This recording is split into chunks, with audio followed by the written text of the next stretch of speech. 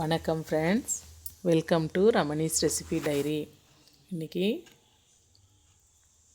வித்தியாசமாக பன் தோசை எப்படி செய்கிறதுன்றதை பார்க்கலாம். இது ஈஸியான ரெசிபியும் கூட. முதல்ல ஒரு வெங்காயம் பொடியாக கட் பண்ணிவிட்டு, பச்சை மிளகாயும் 2 எடுத்து பொடியாக கட் பண்ணியிருக்கேன். அரை ஸ்பூன் அளவுக்கு சீரகம், ஒரு கொத்து கொத்தமல்லி இலைகளை கட் பண்ணி எடுத்திருக்கேன். 1 ஸ்பூன் அளவுக்கு மாவு ஜவ்வரிசியை 1/4 மணி நேரம் ஊற வச்சுருக்கேன். இதை மிக்சர் ஜாரில் சேர்த்து அரைச்சி எடுத்துக்கலாம். இது போல் அரைச்சி எடுத்தால் போதுமானது.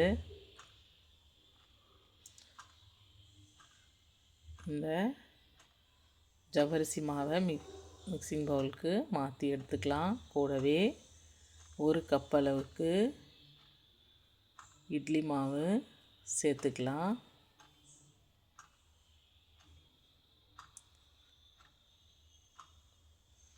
சேர்த்து இது கூட நாம் கட் பண்ணி வச்ச வெங்காயம், பச்சை மிளகாய், கொத்தமல்லி இலைகள், சீரகம் அரை ஸ்பூன் அளவுக்கு எடுத்தது சேர்த்து நல்லா கலந்து விட்டுக்கலாங்க.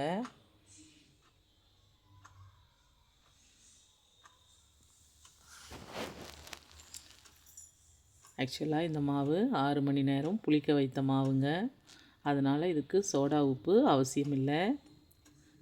கூட கருவேப்பிலை இலைகளையும் சேர்த்து நல்லா கலந்து விட்டுருக்கேன். அந்த மாவில் சட்டியில் 1 ஸ்பூன் அளவுக்கு எண்ணெயை சேர்த்து, எண்ணெய் நல்லா காஞ்சி வந்த உடனே 2 கரண்டி மாவை சேர்த்து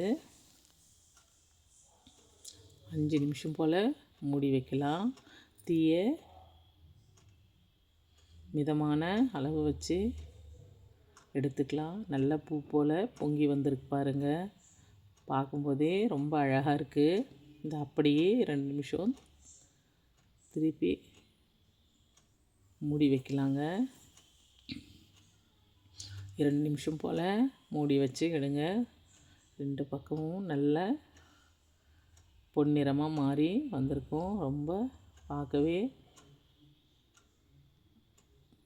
அழகாக இருக்குது. இந்த அளவுக்கு இந்த தோசை.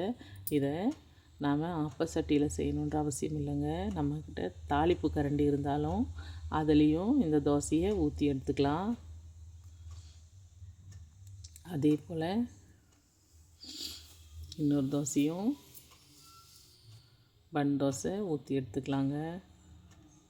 குழந்தைங்க விரும்பி சாப்பிடுவாங்க இது போல் செய்து கொடுத்தோம்னா.